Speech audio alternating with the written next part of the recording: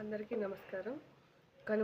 కనుమరుగైపోతున్న మన సాంప్రదాయాలు, మన ఆచారాలు, మన గుళ్ళ యొక్క ప్రతిష్టత, దేవుళ్ళ యొక్క విశిష్టత మరియు భగవద్గీతలో పొందుపరిచినటువంటి సారాంశం రోజుకు వీలైనంత వరకు నేను యాజ్ ఎ వర్కింగ్ ఉమెన్గా వీలైనంత వరకు కాన్సన్ట్రేట్ చేసి సాధ్యమైనంత వరకు అన్ని అధ్యాయాలు, అన్ని శ్లోకాలకు రోజుకు ఒక శ్లోకం, 2 శ్లోకాలు, దాని తాత్పర్యం కూడా ఇందులో రోజు ఒకటిగా ఎక్సెప్ట్ 5 డేస్ లేడీస్కి అర్థమవుతుంది కదా, ఆ 5 డేస్ మినహాయించి అన్ని రోజులు కూడా 1-2 శ్లోకాలు, అందులో తాత్పర్యం కూడా మీకు వివరించడం జరుగుతుంది.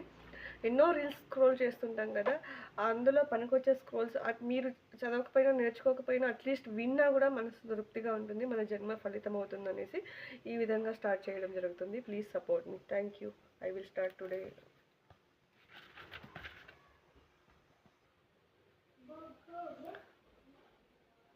మొదటి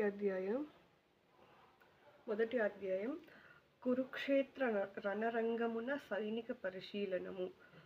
ధృతరాష్ట్ర ఉవాచ ధర్మక్షేత్రే కురుక్షేత్రే సమవేతాయుయుస్తవః మమాకం పాండవాచైవ కివకుర్వత సంజయః అనేది శ్లోకం.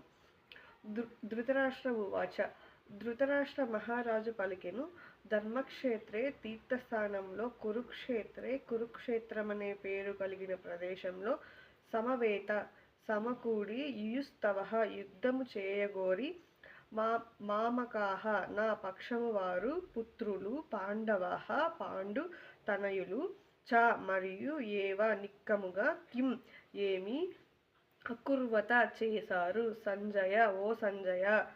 ధృతరాష్ట్రుడు పలికెను, ఓ సంజయ, కురుక్షేత్రములోని ధర్మక్షేత్రములో నా తనయులు పాండవ తనయులు యుద్ధము చేయగోరిన వారై సమకూడిన తరువాత ఏమి చేశారు?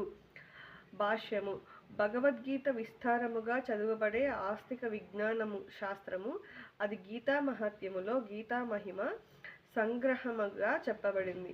మనిషి భగవద్గీతను శ్రీకృష్ణ భక్తిని సహాయంతో పరిశీలనాత్మకంగా చదివి ఎటువంటి స్వంత వాక్యాలను లేకుండా అర్థం చేసుకోవడానికి ప్రయత్నించాలని అందులో చెప్పబడింది.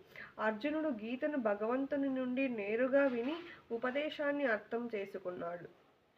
స్పష్టమైన అవగాహనను పొందడానికి ఈ ఉపమానమును భగవద్గీతలోనే ఉన్నది. ఎవడైనా ఆ గురు శిష్య పరంపరలో స్వకల్పిత వివరణ లేకుండా భగవద్గీతను అర్థం చేసుకోగలిగినటువంటి భాగ్యవంతుడై సమస్త వేద జ్ఞానాన్ని ప్రపంచంలోని సకల